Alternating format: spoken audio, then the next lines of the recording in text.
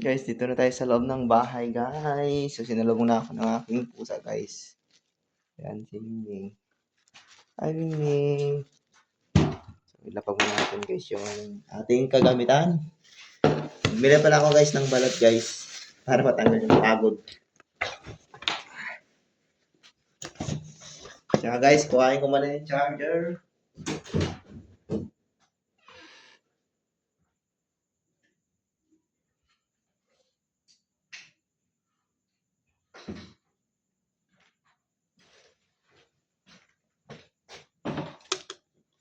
Ayan, charge mo natin, guys. Ayan, guys. Ayan.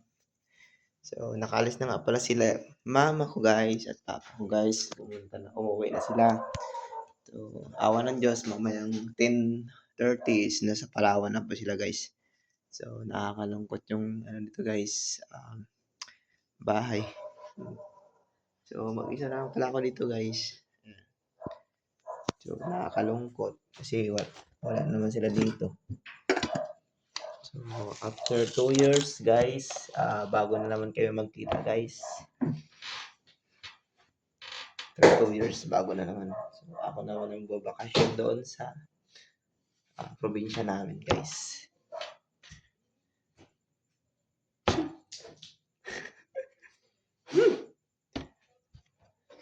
Okay, panis yung natin, guys. Medyas.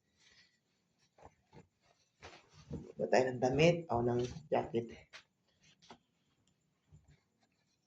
Ayan, guys, nakakapagod talaga, guys. Pero ano naman, guys.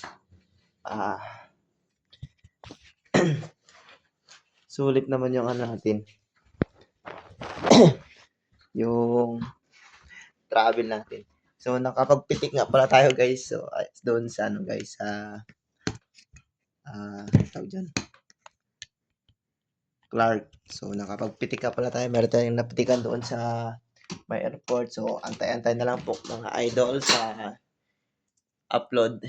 Kasi medyo pagod pa ako ngayon. So, kailangan ko muna magpahinga. Pagod, guys. So, time, guys, no? So, ayan.